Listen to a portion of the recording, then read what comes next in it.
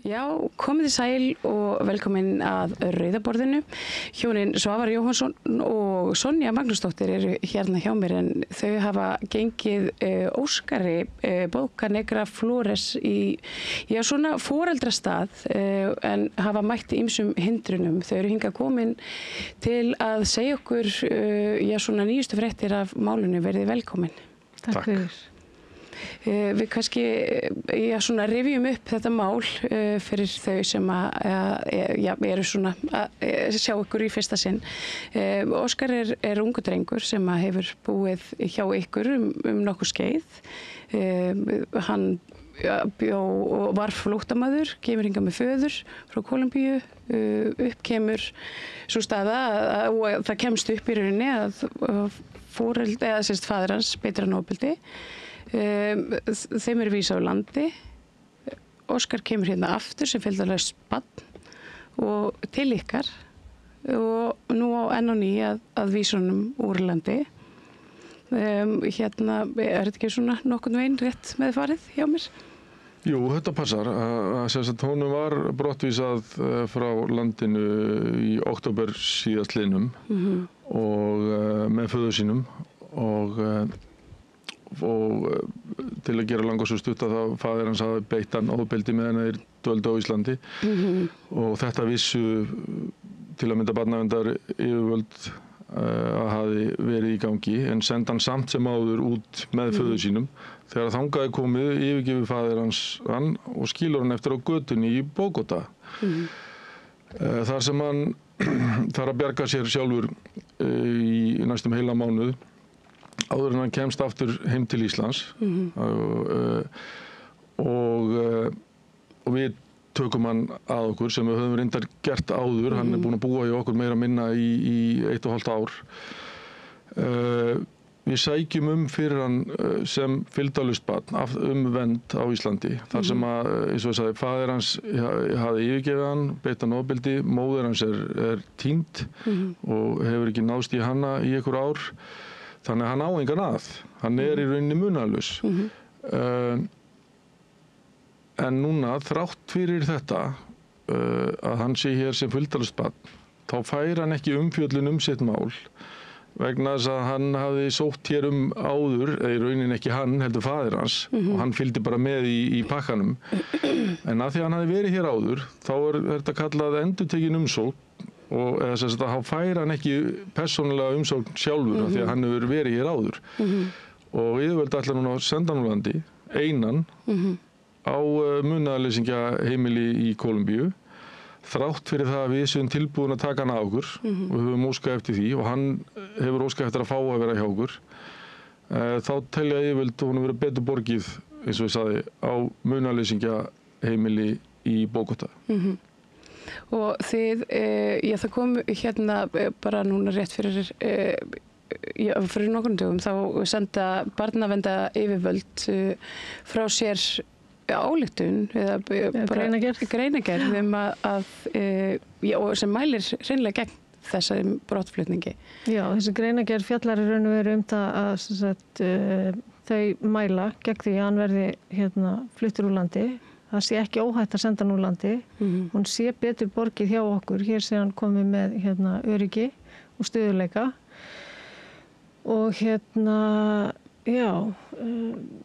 Já, og bara samkvæmt þeirra mati. Þau í rauninni Útlendingastofnun felur þeim að rannsaka hvort það sé óhætt að senda hann aftur til Kólumbíu. Þau leggjast í þessar rannsóknir, hafa samband við barnaverndaryfirvöld í Kólumbíu, tala við þau reyna að hafa upp á móður hans, það tekst ekki og eftir allar þessar rannsóknir þá kemst barnavernd Suðurnesja sem sér mál fylgdarlausra barna á Íslandi, þá komast þau að þeirri niðurstöðu og gefa út á yfirlýsingu að það sé alls ekki óhætt að senda hann til Kólumbíu og þau mæli með því að hann fái umfjöllun sína umsókn. Já, og í rauninni bara málið hans sé opnað. Já, málið hans sé opnað, hann fái bara það sé sanngjarnt að það sé fjallað málið hans. Og þau í raun og veru mæla reynda líka með því að hann fái vernd. Þannig að því honum er ekki óhætt í Kólumbíu. En hvað gerir svo? Þetta skjal er sent í raun og veru á alla hlutaðeigandi, Útlendingastofnun, kærunefnd, ríkislögreglustjóra, þessar svoköllu heimferðardeild. Og við í raun og veru vorum bara svolítið bjartsýn á að það yrði allavega skoða málið hans. Það væri bara sanngjarnt að það væri opna málið hans og hann fengi umfjöllun. En nei, það kom reiðarslag og þeir eru búin að vísa þessu frá. Þessu hefur verið vísað frá? Já, nú komin sem sagt endaleg ákvörðun frá kærunefnd útlendingamála að þrátt fyrir að barnavernd sem á nú yfirleitt að trompa allt hvað varðar börn. Þrátt fyrir að barnavernd úrskurði það og telji það að sé mjög hættulegt fyrir hann að vera sendur aftur til Kólumbíu og óski beinlínis eftir því að hann fái umfjöllun sitt mál og fái vernd á Íslandi, að þá segir Útlendingastofnun, nei, þið hafið ekkert vita á þessu, við höfum meira vita á þessu. Honum alveg óhætt að vera sendur aftur til Kólumbíu. Það basically það sem að þeir segja.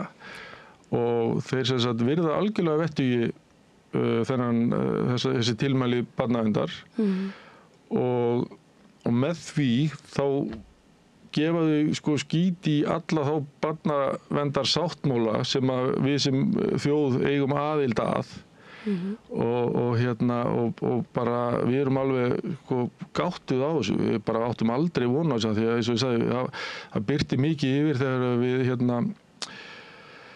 fengum þessa ályktun barnaverndarsöðunisja og ég heldum að það yrði nóg til að styrkja ykkar mál. Já, hann yrði öruggur, en nei, það aldeilis ekki. Útlendingastofnun tekur ekkert mark á því. Þeir náttúrulega líka gera að engu vinnuna sem að barnaverndarsöðunis búin að leggja í málið. Þeim falið að koma á samskiptum við barnaverndarþjónustu í viðkomandi landi sem þeir gera og til að tryggja örugga heimkomi ef hann yrði sendur. Og þau telja það sé ekki örugt að senda hann. Þannig að þau fara algjörlega gegn þeirra ráðleggingum. Já, maður velti svona fyrir sér hvers vegna í úrskurðunum þurfti barnavernd að sinna þessu ef að það var búið að taka ákvörðunina. Já, það er eiginlega svolítið þannig. Það er eins og þau hafa bara verið búin að taka ákvörðun og voru að bíða eftir svari sem að hentaði þeim, en svarið hentaði þeim ekki. Það var ekki eins og þau vildi hafa það og þá bara kjósaðu þau að líta bara fram hjá þessu. Og þetta þýðir bara hreinlega að Óskar verður sendur hérna úr landi. Vitið þið eitthvað, komin brottfara dagsetning eða eitthvað? Já, það er nefnilega það komin brottfara dagsetning, byrjun júní, ekki nákvæmur dagur, en byrjun júní hefur heimferðardeildin tilkynnt okkur og það er á fullu undirbúningur að útvega öll gögn sem þarf til að senda hann út og ábreyttu þá mun heimferðardeildin ná í hann einhverjan á næstu 2 vikum og keyra hann til Keflavíkur og senda hann til Kólumbíu Og hvert ætla þau að senda hann? Það er nefnilega skrýtna við það er enginn til að taka við honum og meira sér barnaverndar yfirvöld í Kólumbíu er búin að gefa það út að þau ekki alveg örugg með hvernig þau muni. Þau auðvitað fullt af munaðlausum börnum í Kólumbíu. Nákvæmlega, þau hafa alveg nóg með sitt og vita ekkert hvernig verður tekið á hans málum þegar hann kemur og þannig að það er ekkert öryggi fyrir hendi, það er ekkert vita hvernig hans líf mun verða þegar hann kemur þangað. Hann er nýorðinn 17 ára, þannig að eftir 1 ár er hann orðinn fullorðinn maður. Hvað gerist þá? Er hann þá vísað út af barna heimilinu sem hann er vistaður á og er hann þá bara á götunni, það sem hann á enga að? Þetta er svo mikil ílska og grimmd og svona bara tillitsleysi á allan hátt sem að íslensk yfirvöld er að sýna, að það er alveg með ólíkindum Það er engin mannúð, bara engin. Það er bara svona flatt strúktúrað kerfi. Já, við höfum á tilfinningunum bara að Útlendingastofnun hafi fengið beinar skipanir fyrir cirka ári síðan að koma öllum útlendingum úr landi sem að mögulegt er og Útlendingastofnun fær bara frjálsar hendur til að gera nákvæmlega sem við sýnist. þeir eru bara ríki í ríkinu. Það er enginn sem er yfir þeim, það er enginn sem slær á hendurnar á þeim þegar þeir brjóta lög, eins og þeir eru klárlega að gera núna. Þeir eru að brjóta öll barnaverndarlög sem til eru, sko, sem við eigum aðild að. Ráðherrar lyfta ekki litla fingri, þeir skipta sér ekki af Útlendingastofnun, þeir fá bara að gera nákvæmlega sem við sýnist. Barnamálaráðherra, Guðmundur Inga Sæland er yfir þessum málaflokki, velferðarmálaflokki sem þetta fellur undir líka. Þannig verið að sko, brjóta á barni og það er enginn sem að venda það. Jú, reyndar Barnavernd Suðurnesja er búin að gefa út sína ályktun og við erum þeim... Það er einhver í vinnunni? Já, það er einhver í vinnunni. Við erum mjög þakklátt fyrir að vera fylgja þeim lögum og reglum sem við þykjumst kenna okkur við. En eins og ég segi, sko, Útlendingastofnun gerir bara það sem sýnist og þráttur þeir vita sig að brjóta lög og vafalaust gætu við stemt ríkinu og Óskar gæti gert það, en það tekur einhver ár og ég er ekki í vafa að við myndum vinna það mál, en hvað verður búið að gerast í millitíðinni? Það frestar ekki réttaráhrifum, þannig að hann yrði sannarlega sendur í burtu, gæti verið að standa í málaferlum hér heima og það er eins og þú segir, það tekur mörg ár. Þetta er ótrúlega sorglegt. Hvernig líður Óskari? Hún bara líður mjög illa. Hann er rosalega tættur, hann er rosalega kvíðinn, mjög stressaður, hann er alltaf að biðja með afsökunar á hvort hann sé eitthvað dónalegur eða eitthvað sem hann er bara enga veginn, hann er svo ljúfur og góður og já, hann á bara mjög erfitt. Vinir hans eru allir ótrúlega góðir við hann og tillitsamir, hann er ofta eitthvað að þrasa við þá, þannig að hann eiginlega svona sleppur í að tala við þá af því að hann fer þá kannski bara eitthvað að þrasa við þá af því að hún líður svo illa og veit ekki hvernig hann á að vera. Þannig að þetta er bara, já, það er lítið sofið og lítið borðað og... Hvernig er, nú þekki ég það á einskinni, en þegar maður fær mannesku maður er bara venjulega íslensk fjölskylda og fær svona mannesku sem hefur reynt, komist hingað við illan leik og fengið að brenna sig einhvern veginn á ótrúlegustu hlutum í lífinu og fær svona brotin einstaklingin á heimilið og upplifir svo að kerfin sem að við eigum til þess að halda utanum brotna einstaklinga, þau bregðast. Hvernig áhrif hefur þetta á ykkur? Er þið ekki bara þreytt? Jú, við erum bara rosalega, ég skil ekki af hverju við stöndum ennþá, sko. Þetta reynir gríðarlega á. Maður er svo vonsvikinn út í kerfið. Svona barslega trú á að kerfið myndi venda þetta barn. Það er einhvern veginn bara að manni finnst maður verið endalaust að berjast og svo bara svona fær maður kannski einhvern smá vonar nesta og þá verður það bara kýlt niður. Já, það er kannski rétt orðið, sko, við erum svo vonsvikinn af því að við erum með þarna barnavendar apparat, sko, sem að maður vonar að maður þurfi aldrei að leita til og að enginn þurfi að leita til í rauninni, en maður treystir því samt að þegar ábjátar þá sé þarna stofnun sem að verndar börnin okkar. En svo þegar að maður lendir í því að þurfa að leita ásjár þessara stofnana og nú er ég ekki kannski að tala niður Barnavernd Suðurnesja þegar þeir hafa verið alveg yndislegir en aftur á móti, sko, að við skulum síðan ekki fara eftir þessum lögum og reglum sem við þykjumst vera að kenna okkur við. Við þykjumst vera velferðarþjóðfélag, við þykjumst vera best að búa á Íslandi og allt það. Svo kemur bara á daginn að það er alls ekki þannig og það er rosalega svekkjandi að uppgöta það á eigin skinni að maður getur ekki leita til þessara stofnana margra og þau er ekki til að gæta hagsmuna þeirra sem þau eiga að gæta, ekki allra, nei. En hvernig réttlætir Útlendingastofnun þetta, því að nú er hann fylgdarlaust barn og ég svona síðast þegar ég vissi þá má ekki senda fylgdarlaust börn. Þau líti ekki á hann sem fylgdarlaust barn. Já, það er svo. Það er svo. Já, og sko til þess að hann fái umfjöllun sitt mál þá þarf tvennt að koma til. Hann þarf að vera staddur á Íslandi og það þarf að vera eitthvað nýtt í hans máli sem gæti gefið honum aðra niðurstöðu heldur en í fyrra skipti þegar hann var reyna með föður sínum. Hann vissulega á Íslandi, þannig að hann búinn að uppfylla annað skilyrði strax. Hitt skilyrðið að það sé eitthvað breyttar forsendur, Útlendingastofnun vill ekki meina það, þrátt fyrir að hann sé einn hérna núna. Fylgdarlaust barn sem ætti nú að vera yfirdrifnar forsendur fyrir að fá umfjöllun sitt mál. Þannig að eins og ég sagði áðan, að mér þykir Útlendingastofnun fer ekki eftir neinum reglum, þeir gera bara það sem sýnist og annars myndu þeir ekki vera að brjóta þessa reglu til dæmis. Það klárlega öll rök sem hníga því að hann fái umfjöllun sitt mál og hann fái vernd hérna í rauninni á Íslandi en samt brotið á honum sko.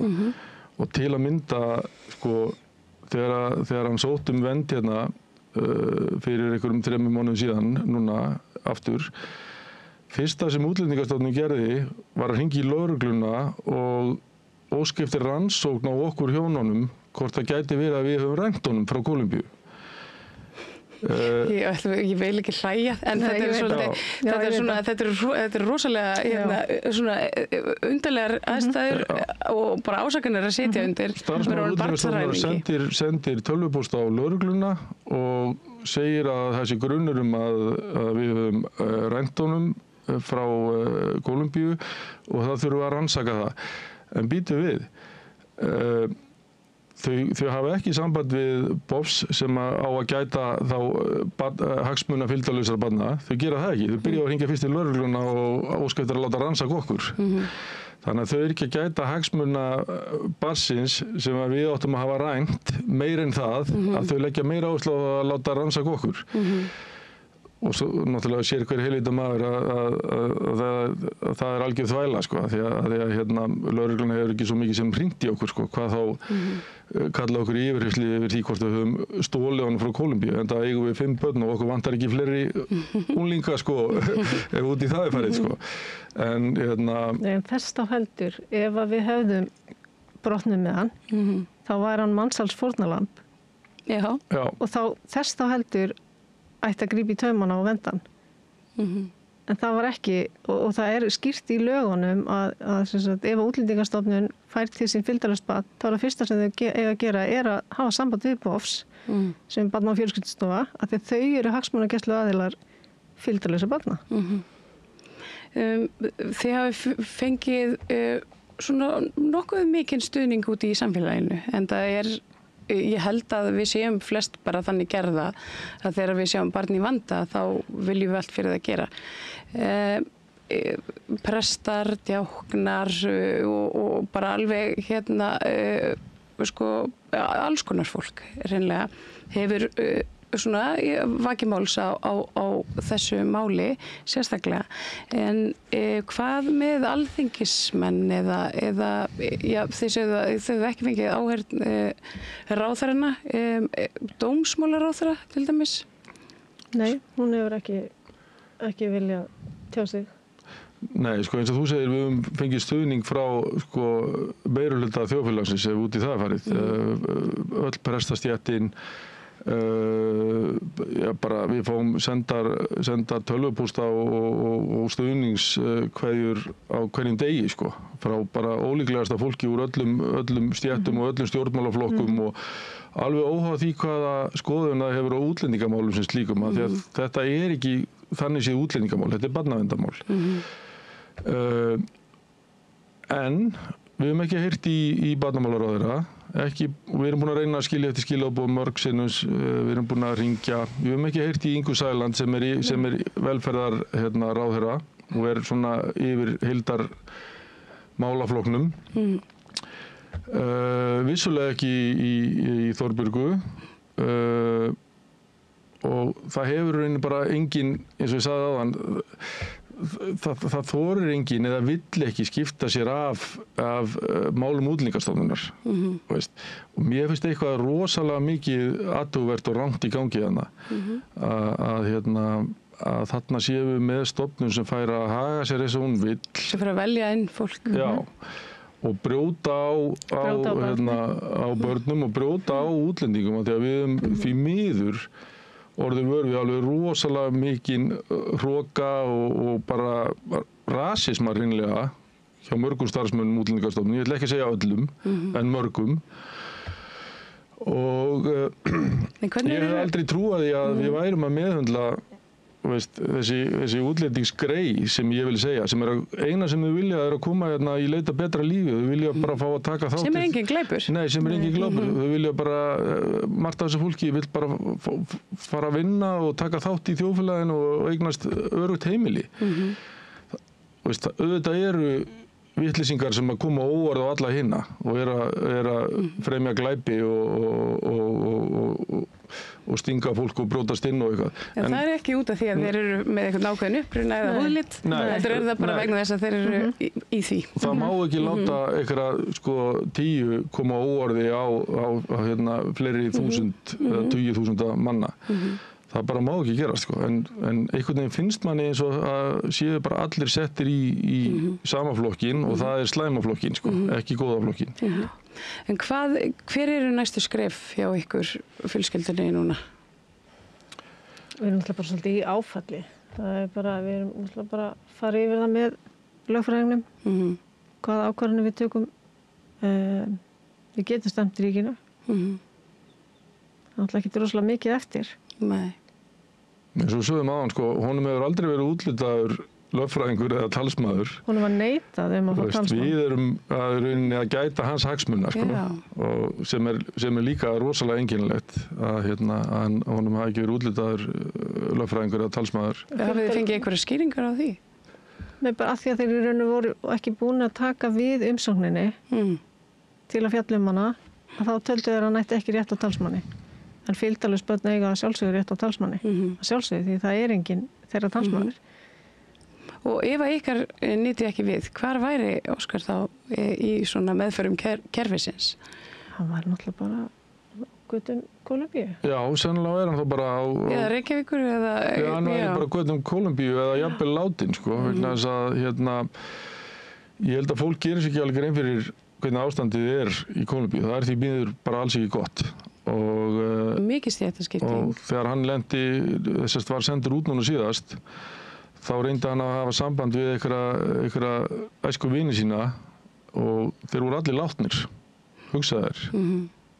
Bara látnir úr skotárásum og stunguárásum og einhverjum gengjastríðum og einhverjum svoleiðis. Þannig að það er ekkert, það er engin von fyrir hann. Nei.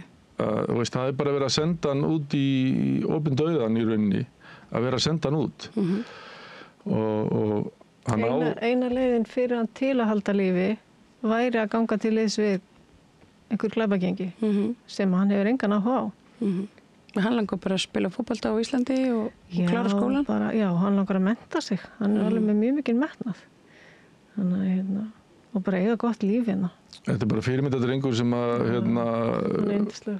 langar að öðlast gott líf á Íslandi og hann hefur áhuga á skóla og hann hefur áhuga á íþróttum og það er bara nákvæmlega ekkert vesen á honum einn eða hótt, Við grínumst stundum með að hann sem meiri engill heldur en okkar eigin börn,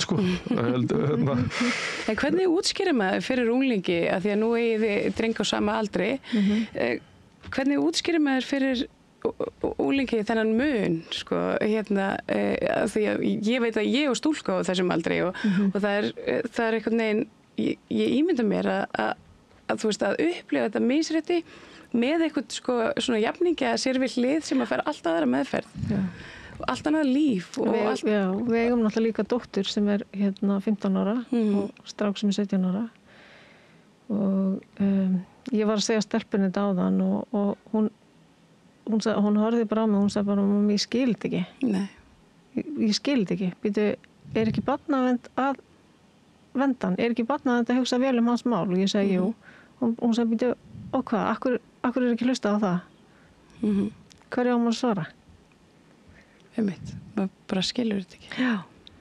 Og þau eru náttúrulega búin að vera þau náttúrulega taka hann bara eins og bróður og hann er bara orðinn bróður þeirra, alveg svona orðinn sonur okkar.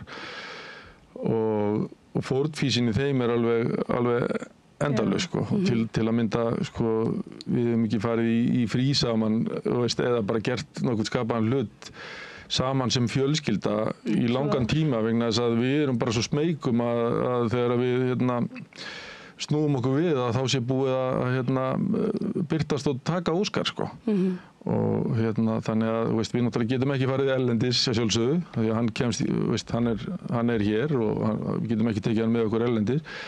Við getum ekki farið í neinn ferðalög því að við erum bara á fullu að berjast á hæl og hnakka að halda honum á landinu sko.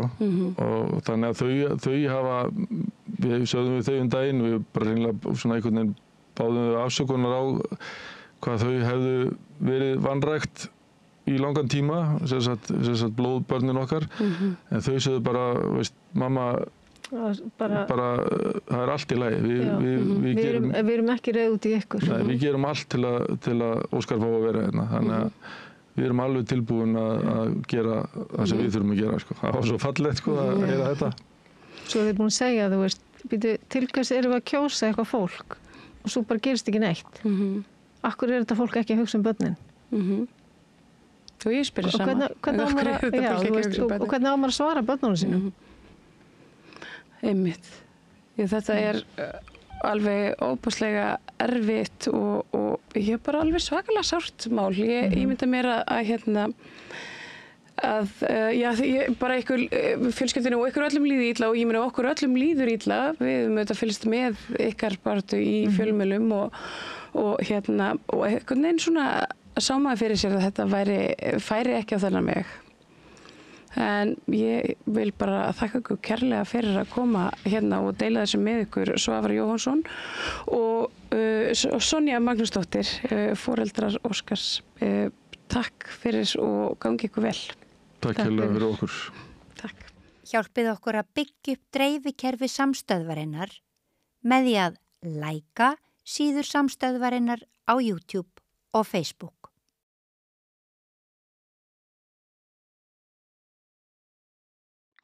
Já, komið sæl á nýjan leik. Við hlustum á þetta viðtal, en Helen María Ólafsdóttir þurfti að fara frá okkur, en þið sitja áfram hérna við Helga Vala Helgadóttur og Björn Leví Gunnarsson. Og þetta var alveg ótrúlega lýsingar þessa fólks. Já. Erika, þú hefur unnið svolítið í þessum málum. Já, ég bara er að vinna í þessu máli. Já. Ég er eiginlega ekkert í þessum málum núna. Já, ertu í þessu máli? Ég er í þessu máli, já. Ég er lögmaður Óskars. Já. Og þetta var raunsönn lýsing hjá þeim? Já, ég meina þetta mál er bara með reynum ólíkindum. Af því að þetta byrjar auðvitað á því að hann kemur hérna aftur.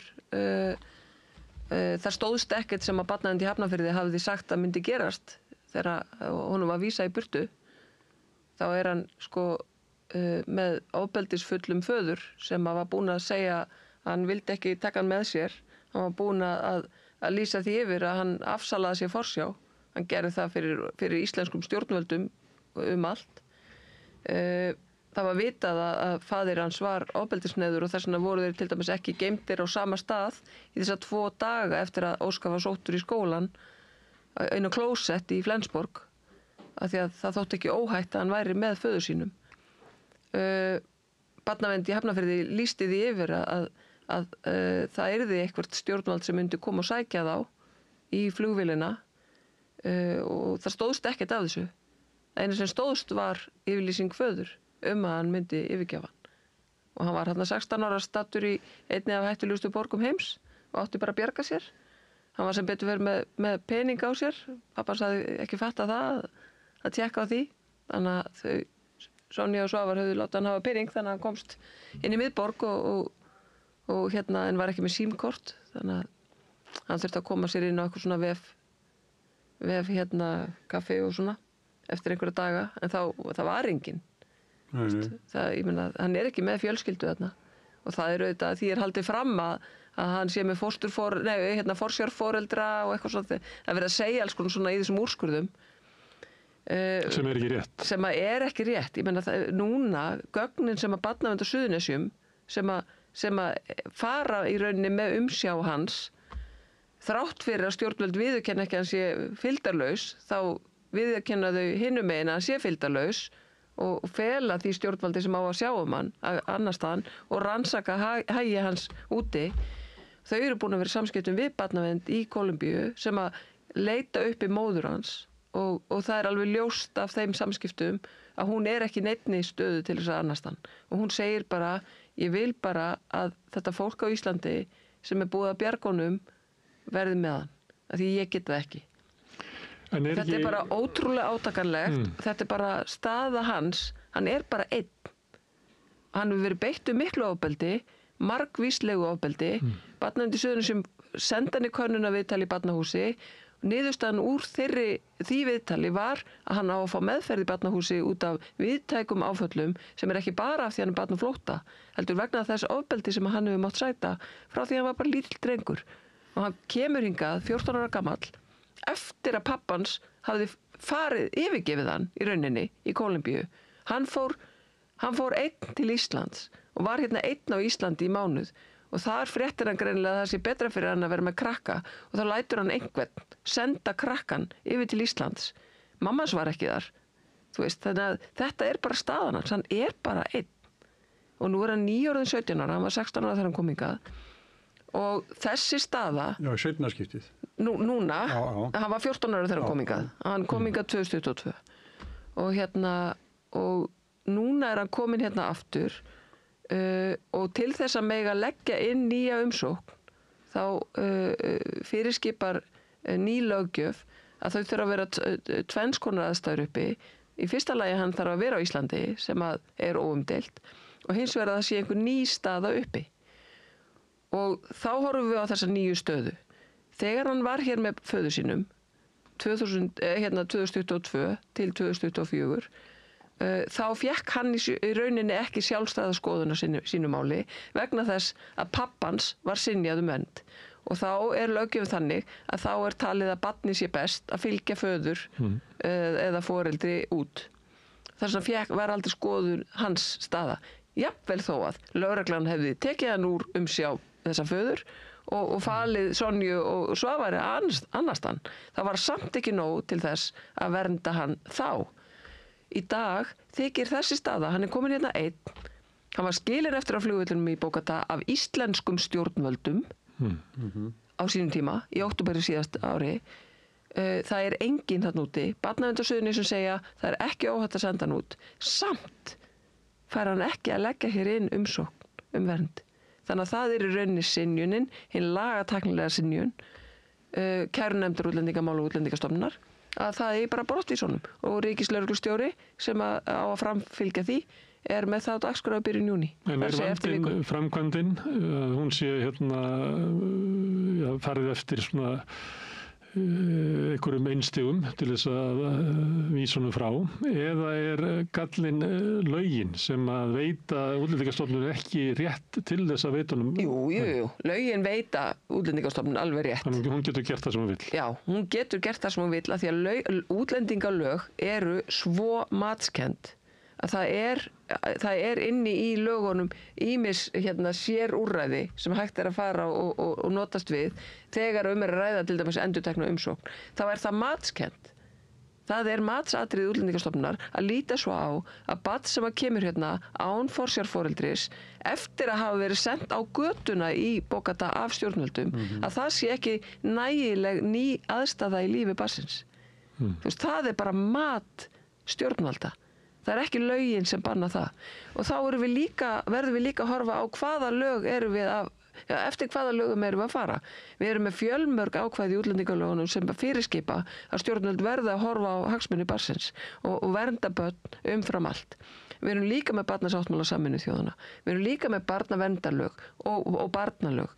Og inn í öllum þessum lögum eru fjölmörg ákvæði sem ættu að tryggja óskar. Vandinn við útlendingalögin að þar fyrirskipað að það eigi að leita til barn- og fjölskyldustofu sem að þau töluðu og sérstaklega Sonja, þetta BOFS, varðandi það að skila en umsögn. En það í rauninni þegar að mál í umsóknarferli. Málið hans Óskars hefur ekki einu sinni komist á það plattform að vera í umsóknarferli. Þið vitið, af því að annars vegar hann fylgdarlaust barn og hins vegar bara ekki ný ástæða eða nýjar aðstæður. Og þú veist, þetta bara, það eins og það bara tekin ákvörðun, við munum segja nei og svo ætlum við að finna allar mögulega leiðir til þess að negið En hvaðan sækir það fólk vald sitt? til löggjafa og ráðherra. Já, það er sem sagt bara þarna fólk starfandi Ég meina, ráðherra, dómsmálaráðherra eru auðvitað yfirmaður þessara stofnana. Já. Það er þannig. Það er bara óumdeilt. Ég meina, dómsmálaráðherra er höfuð framkvæmdavaldsins og þetta er framkvæmdavaldið. Er það þannig að ráðherra segir að nú beitum við bara öll mál mikill hörku, að þá er minna afgreitt? Er stofnunin að reyna að meta hvað ráðherrann vill og hegða sér eftir því? Já, ég meina, það eru mjög mörg fordæmi fyrir því að ráðherra svona tilmæli hafa farið inn. Gott dæmi það Venezuela, þegar að þá utanríkisráðherra gaf þau tilmæli og gerðu það samninga að fólk frá Venezuela ættu að komast fram fyrir röðina. Guðlaugur Þór, þegar hann var. Já, það eru tilmæli frá ráðherra. Það er ekki löggjöf. Nei, en Björn Leví, þið voruð í þinginu ofta að reyna að standa í vegi fyrir breytingum og útlendingalögum. Er eitthvað í þessu máli sem að er staða Óskars núna svona slæm vegna þess að lögunum var breytt? Það er allavega í síðustu breytingum þá var verið að sníða af rosalega marga svona matskennda atriði. Að reyna að minnka rauninni svigrúm Útlendingastofnunar og kærunefndar til þess að taka tillit til ýmissa atriða. Og einmitt með endurtökuna hvernig það ferli í rauninni virkaði og svo framvegis. Þannig að sá hluti í rauninni er alveg framkvæmt það sem að býr til núverandi ástand og hefði ekki verið fyrir þær lagabreitingar. En sko málið þetta er einmitt mjög góð spurning varðandi það hvort þetta séu lögin eða framkvæmd lagana sem er vandinn, því að sko við fengum ítrekaðar ábendingar sem er rosalega erfitt að sannreyna í stjórnarandstöðu. Maður spyr en svo finnst hvergi pappírs slóði það eða það játar það engin upphátt að Útlendingastofnun starfsfólk Útlendingastofnunar hafi fengið tilmæli það að til dæmis ráðleggja ekki fólki réttindi sín. Og það er brot á lögum. Stjórnvöldum er skylt að upplýsa fólk réttindi sín. Þannig að lögin gætu fræðilega séð alveg virkað á allan réttan hátt með tillit til mannréttindasáttmála og svo framvegis, en framkvæmdin hefur verið vandamál og þessi bábilja að hér eigi að sjálfsögðu enginn að vera sem hefur ekki löglegan rétt til þess og svo framvegis. Já, það er allt gott og blessað með það. En hver ætlar að segja okkur að það sé ekki verið að fara eftir lögum? Það eigi að vera dómstólar en heimildir og geta þessara aðila til þess að leita sér þess réttar er bara ekki til staðar. Það er búið að klippa svo rosalega mikið á það að ef að einhverjum í rauninni vísað brott ólöglegan hátt að þá getur viðkomandi ekki leita sér réttar síns. Og það var vilji löggjafans með breytingunum. Og þú segir að ef stofnunin sé að lesa í vilja löggjafans, það er verið að fækka öllum svona matskenntum atriðum. Já, löggjafinn vill hafa þetta bara stífasta bókstaf og við dæmum eftir því. Já, en þá kemur hver ætlunin, og við sjáum ætlunina í framkvæmdinni og afleiðingunum eins og í þessu máli. Og þá verður ráðherra að spyrja sig, er þetta eitthvað sem að ég bjóst við að lögin myndu búa til? Er þetta aðstæður sem að ég tel að lögin kveði á Ef ekki, þá á ráðherra að skoða hvort af hverju er það ekki að gerast. Og ef ráðherra gerir það ekki, þá á þingið að skoða störf ráðherra. Af hverju ráðherra er ekki að fullvísa sig að það sé verið að fara rétt eftir lögum. Og ef að staðan er svo að það verið að fara fullkomið eftir lögum, þá þurfum við einfaldlega að spyrja spurningarna, eru þá lögin ekki eitthvað skrítin? Því að ef við spyrjum okkur... Óskar getur ekki beðið eftir því. Alls ekki. Nei, Óskar getur ekki beðið eftir þessu. En þetta er almenna vandamálið. Ef að svarar því enginn að þetta lögin eigi að virka svona og bara tekur ábyrgð á því að hvað þá? Það er að gera ekkert. Þá er henni raun að segja að lögin eigi að virka svona. Það er þannig. Það er niðurstaðan. Og þá verður fólk bara að segja það heiðarlegan hátt. Nei, þetta er rétt farið samkvæmt lögum. Ef að fólk hefur eins og það skoðun að þetta sé ekki eins og lögin eigi að virka, þá á það einfaldlega að breyta lögum. Já, en svo er það auðvitað þannig eins og ég hlustaði á dómsmálaráðherra í morgun tala að það væri ekki búið að birta úrskurð kærunefndar og þess vegna getur hann ekki alveg sett sig inn í þetta. Það eru auðvitað fjölmargar rangfærslur í úrskurðu kærunefndar, bara til dæmis aðstæður hans úti. Það er vísað til þess að þar séu fósturforeldrar. En það liggur alveg ljóst fyrir ekki forsjárforeldrar. Það liggur alveg ljóst fyrir að þeim er ekki til að dreifa í máli hans. Og þá er sagt að stjórnvöld muni tryggja hann. Og ég svona leyfi mér að Hólmbísk. Já. Og þar er barnavernd sem að hefur rannsakað málið fyrir hönd íslenskra stjórnvalda ósammála. Þau segja bara að þetta sé í rauninni ekki óhætt. Að það væri ekki í þágu hans hagsmuna að vera sendur þarna út. Til þess að vera tímabundið á einhverju upptökuheimili sem að við vitum auðvitað ekki hvað varir lengi eða hversu öruggt er, sko. En þetta er bara... Hverju líkunar á hvað gerist næst? Gerist næst að það verður mótmæli á Austurvelli á morgun klukkan 3 og þá skiptir náttúrulega máli að almenningur síni afstöðu að það breytist ekkert með öðrum hætti. Það er þannig. Það hefur áhrif að mæta þetta. Það gerir það. Þannig virkar bara lýðræðislegt samfélag. Við vorum að ræða áðan afstöðu stjórnvalda í Evrópu varðandi þjóðarmorðið í Gaza.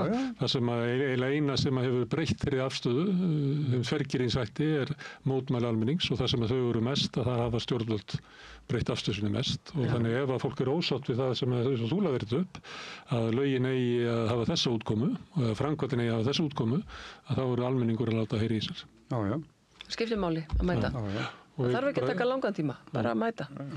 Herðu, en við ætlum að segja þetta gott í bili og þakka ykkur fyrir að sitja svona lengi. Þetta er svona til með okkur að skjóta inn viðtali og Helga Vala og Björn Leví, kæra þakkir og gott að hafa ykkar reynslu, bæði þingmenn og Helga Vala starfa sem lögmaður í þessu máli. Kæra þakkir. En við ætlum að hafa örstutt hlé núna og svo slúttum við bræður þættinum með ykkur yfirferð yfir pólitíkina. Samlokubrauð, maltbrauð, tékkneskt súrdeigsbrauð, brauð ársins, Bernhöfts bakari, íslenskt handverk síðan 1834. Þarftan að tala borgarfulltrúa. Borgarfulltrúar Sósíalistaflokksins eru með viðtalstíma alla mánudaga klukkan 13:30 til 14:30. Það þarf ekkert að bóka tíma, endilega kikið við í Bólholt 6, 105 Reykjavík. Hjálpið okkur að byggja upp dreifikerfi samstöðvarinnar með því að læka síður samstöðvarinnar á YouTube og Facebook.